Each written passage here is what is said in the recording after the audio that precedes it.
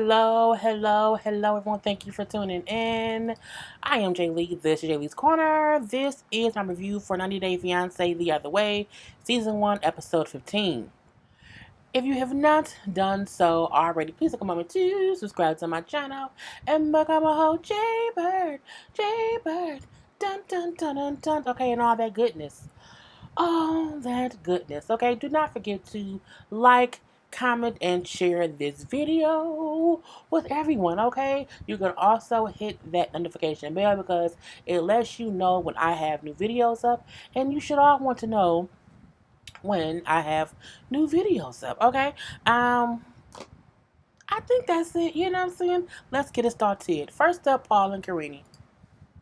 So Paul and Karine, we know, got into a big fight before, and she was like, leave Paul, and I don't want you here, okay? And so Paul left. So he hasn't talked to her in a couple days, you know what I'm saying? So Paul feels like he and Karine are officially done, okay? Because it seems like Karine does not want to reconcile. She does not want to fix it. She does not want to give him another chance. So he like, I just feel like, because she don't want to work things out this time, that we're officially done. I'm like, well, it may happen.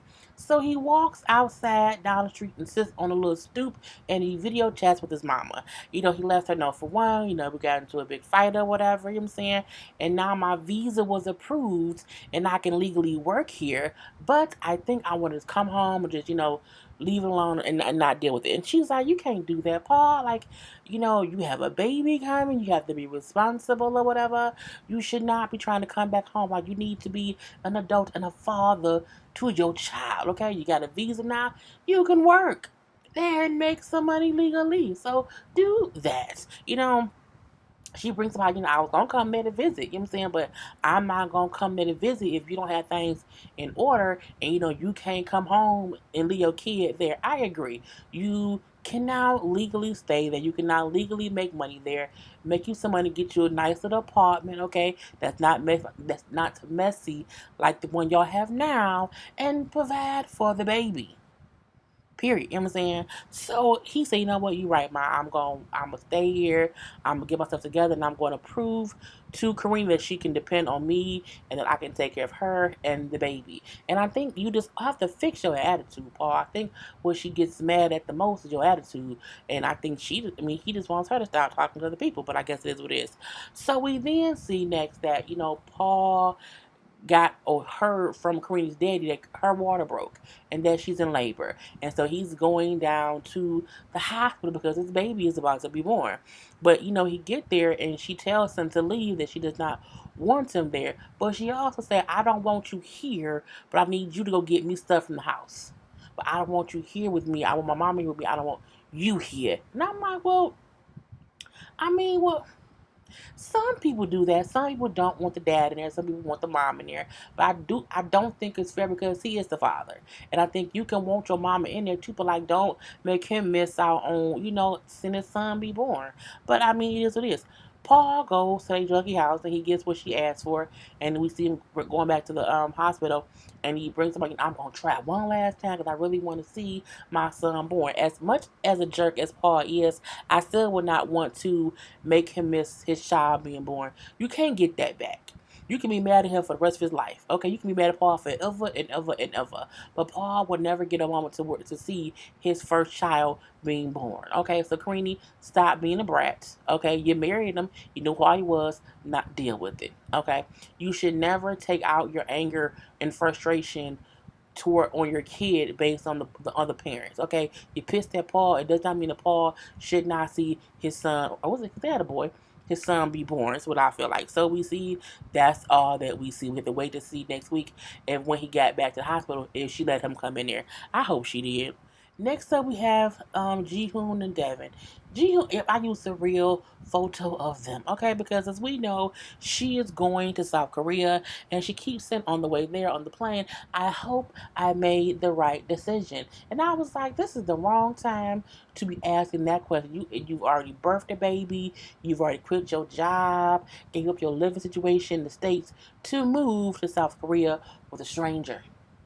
a whole stranger. And I'm like, I think that's just stupid. That's just not something that I would do. So, she is flying there. And then we see what he is doing, there in South Korea himself. So Ji-hoon brings up how he's nervous. Okay. I'm nervous. Mainly because he has nothing prepared. Okay. They have to stay at his parents' house because he does not have a house for them just yet. You know what I'm saying? And he brings up how he ordered a car seat yesterday, and it was supposed to be delivered today because she's coming to town today, and he's supposed to be at the airport right now, but the car seat hasn't came. And so it's pretty like, well, can't you just hold the baby on the way home? He's like, no, because she's going to be fussing and cussing or whatever, so I have to get a car seat. So he has to go buy another one. I'm looking like, do you have enough money to buy another one? I don't think you do. But he's going to have to find the money from somewhere. So as he's on his way to get a new car seat, the dad called and said, well, hey, the car seat just can't come back to the house. So he's late picking up Deavan from the airport or whatever. So he was over an hour late picking her up. But again, he's like, I had a car seat. But the car seat was a toddler car seat. The car seat looked like one for the daughter, for Drusilla, not for the little Taeyoung, little baby boy. I'm like, oh Lord. But again, he don't know nothing. He don't know nothing. So, what I'm saying? She at the airport waiting like, oh, just waiting for him to get here. Where is he? I'm tired.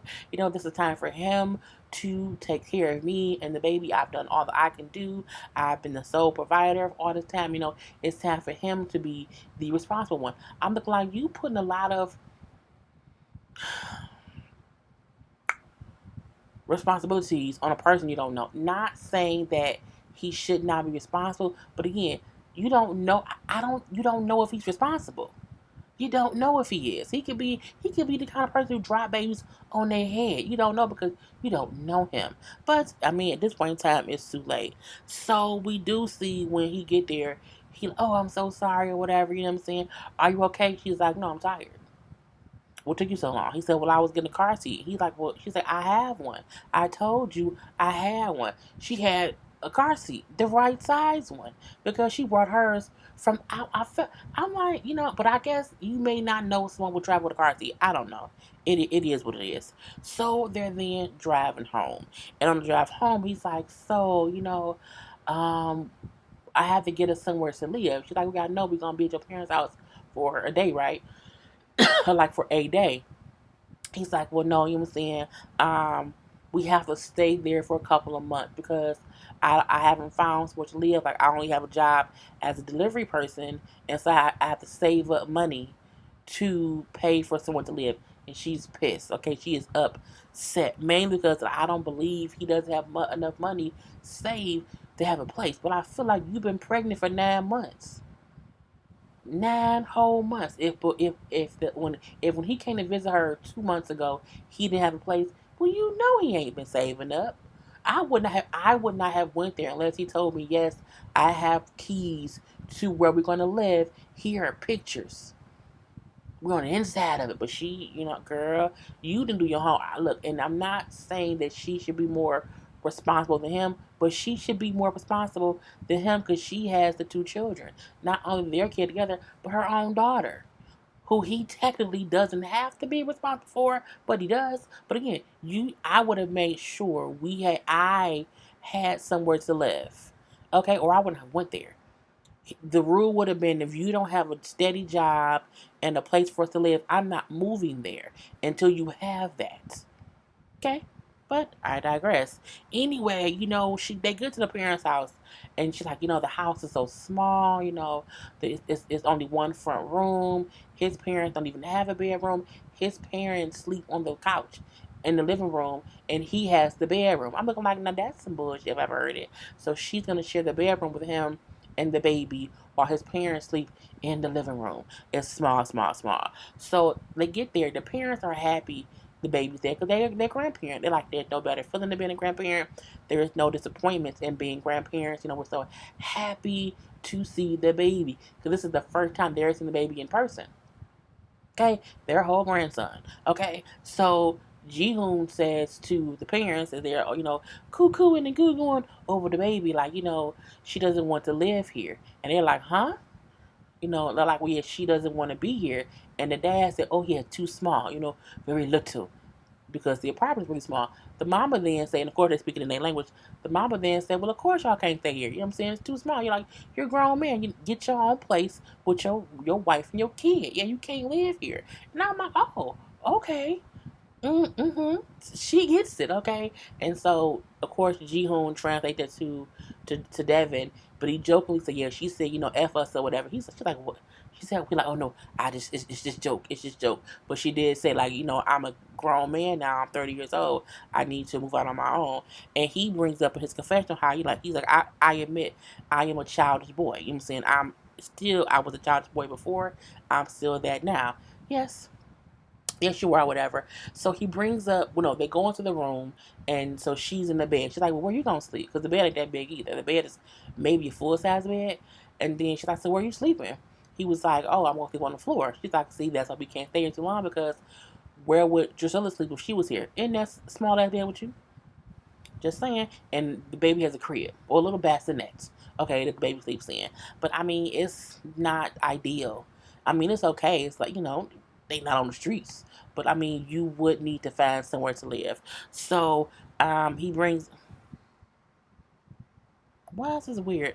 So he just brings up how he has to tell her secrets and about how he manages his money, and it may break them up. I don't think it's a secret at all. I feel like we fully know that you probably bad with money. We fully know that you probably have bad credit. We think you're not responsible. You're childish, but that's the issue.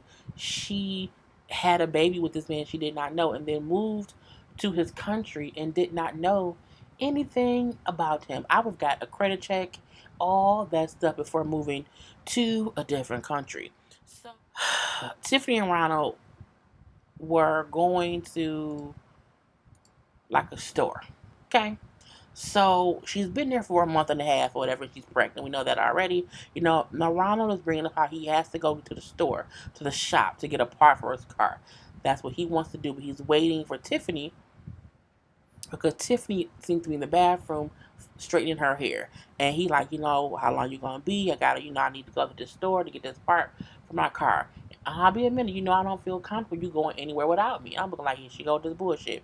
So, she brings up, because he's a former gambling addict, how say I don't trust him. So I keep his card, since he can't do anything. And, if he goes shopping or something, I have to go with him. Why did you marry him?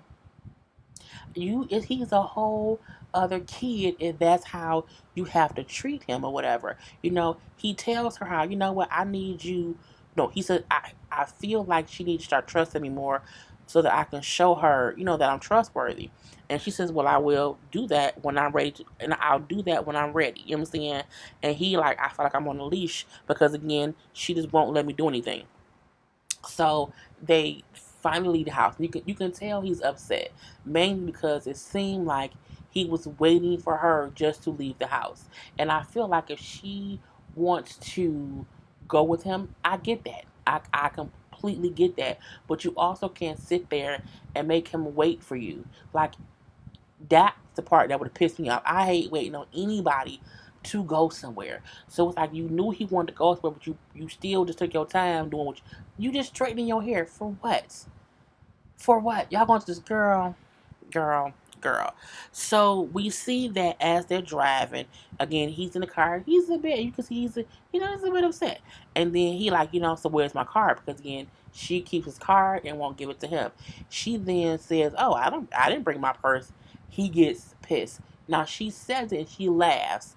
And she looks at him and he ain't laughing. And she makes this face that y'all see right here. So he like, it's not funny. It's not funny. He then starts going off. The next time I'm going somewhere, I'm going by myself. You're not riding with me or whatever. I want my car. This inconvenience stops today. You know what I'm saying? Oh, wow. I can't believe that's how y'all talk to me. You need to shut up, Ronald. And I'm like, y'all both talking to each other crazy. But he just, I think he hit his boiling point. And that's what it was with him.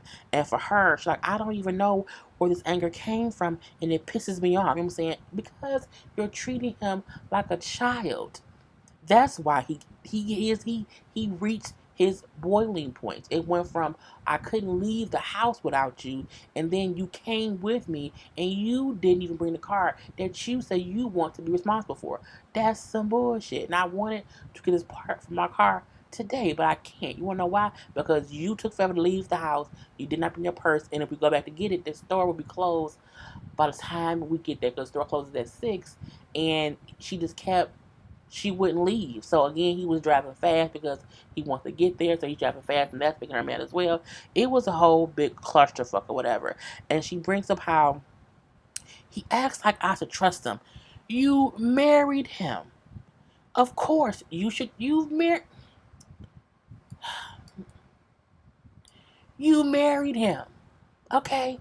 You wholeheartedly married him. So to say that he thinks I should trust him, you should. He's your husband. You married him. You should not marry anyone who you don't trust. And that's just I think it's true. Anyway, so they get back to the house because again they can't go because it's too late. So he come in. And she's like, I'm upset. I've been crying. I can't believe how he talked to me. It's some BS. I'm pissed because he snapped at me. You need to get over that. You put yourself in this situation. Tiffany, you are to blame for everything you're going through. Period. Because you knew what his issues were before marrying him. You knew all of this. All of this. And you chose and you signed up for it. So welcome to your life, okay? Anyway, when he come in, he like, can we talk now? Like, are you ready to talk? No, I'm still upset. He's like, look, okay, I'm sorry for being an asshole or whatever. You know what I'm saying? That doesn't matter. What if I was mad at you? What if I said you used to do this, you used to burglar, you used to do this, you used to do that? What if I said everything that was wrong with you, whatever? Would you be okay with that? I'm like, he just told you he wanted to be able to go to places without you babysitting him. He wants to be able to have his own credit and or debit card. You have to let him earn your trust. He can't earn your trust if you just don't trust him. That's not how it works at all. Like, that's just stupidity. That's very, very stupid. So that doesn't matter. You're this. I'm like, oh, Tiffany at this point in time in this episode got on all my nerves. Because again, she was blaming him because she stayed with the man who she knew had done all these things. You can't get with somebody who does all these things and then use those things against them forever. Okay? And he brought up how I feel like we don't have a future. I feel like she keeps bringing up the past and we can't get past it. And I'm like, the man went to rehab. You married him. Let him, if he messes up again, fine. But this was gonna happen. The leash is gonna be so tight on him, he gonna mess up. And that's what's gonna break them up. Now she said they together now, I don't know, whatever. And then he tells her that, you know what I'm saying, well, if I didn't respect you, because she was so upset about how he talked to her. If I didn't respect you, I would have just left you here and not took you with me.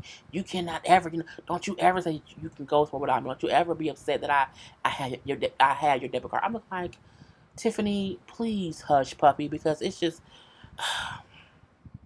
the whole thing was her telling him, it's your fault. I don't trust you. You've done all these things to me. How?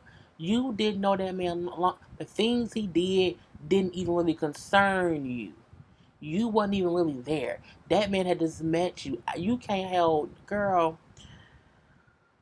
You put yourself in this situation. You married a man who was fresh out of rehab for a week and a half, and now you are like 6 weeks pregnant. Okay, you got pregnant by a man that you did not know. Not only that, you are now holding on to the leash around his neck like you're insane.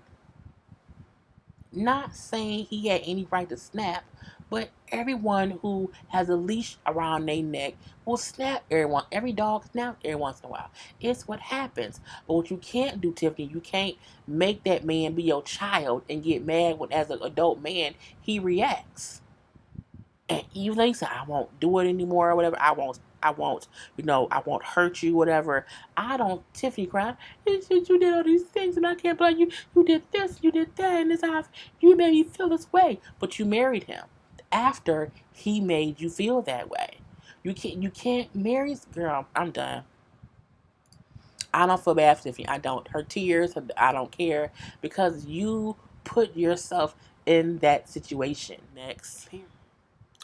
Jenny and Sumit, because she all my nerves. Jenny and Sumit is having dinner with Jenny's daughter. Okay, the daughter and the daughter's wife. Mainly, this is what happened with them. Okay, Sumit brings up how much he cares and loves Jenny. I want to be with her forever and ever and ever. I care about her very much. And so the daughter asks a valid question. Well, then why do you keep going back to your parents' house? What is the point of you having to lie to your parents if you love my mom so much and want to be with her? He says, well, because they keep suspecting things. I'm saying they are thinking I'm doing something different, so I just keep going back there to keep it calm or whatever.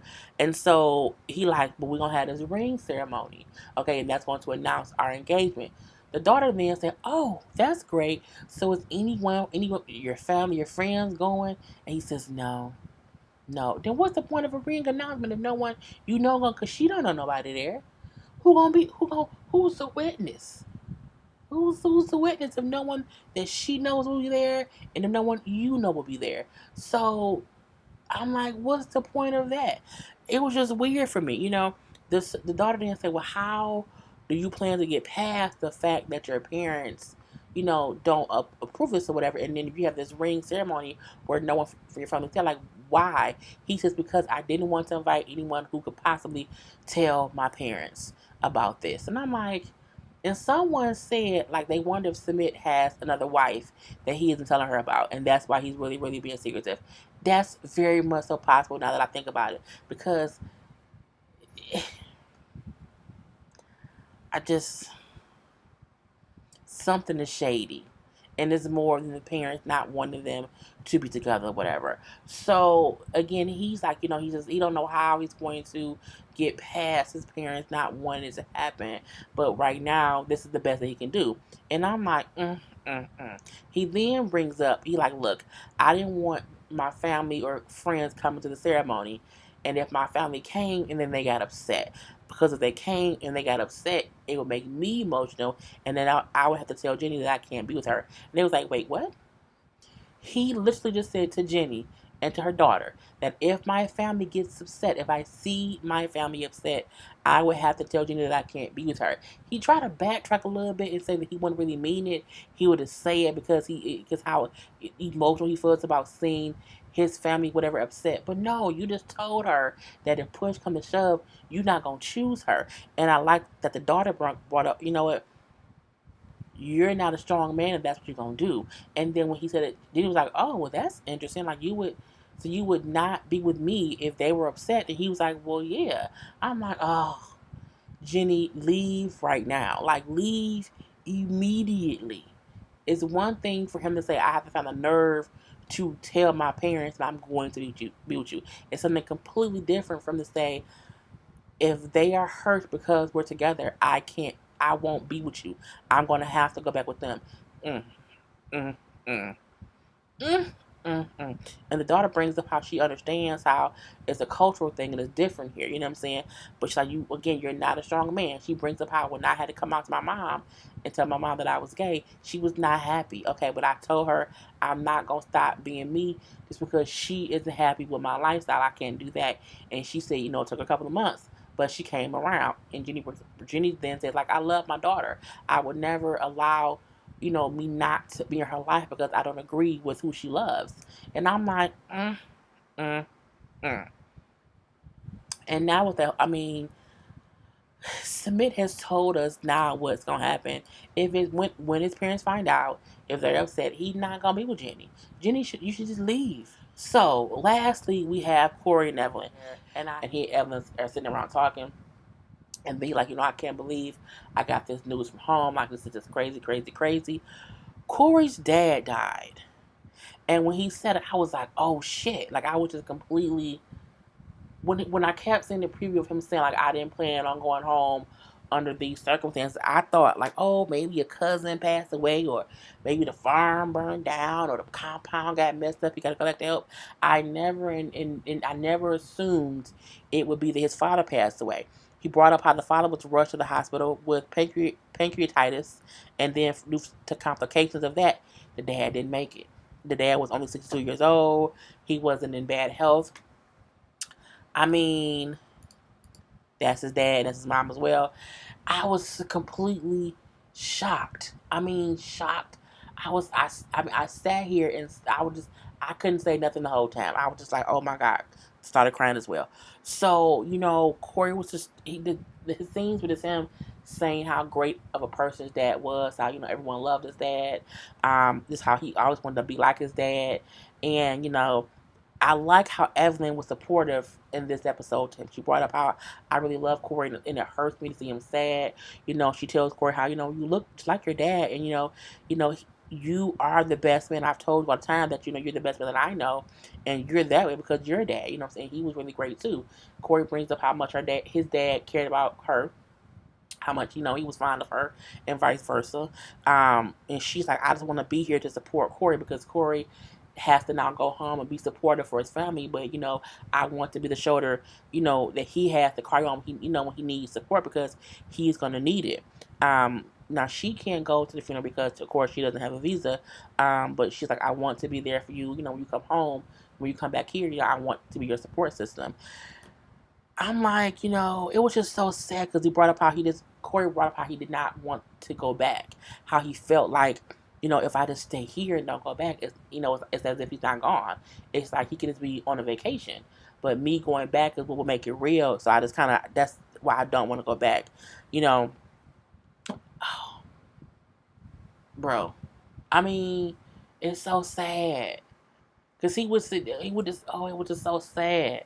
So that was the whole episode, y'all. I just had to end it on that note. So if you watch this whole thing, I want everybody to put in the comment section, put a positive comment about someone that you either lost or someone who means the most to you. Put some kind of positive comment about that person. Again, and make it so that nobody knows what we're talking about, of course. Again, make it as a positive comment about something, okay? Positivity. Anyway, y'all, I'm done. Peace.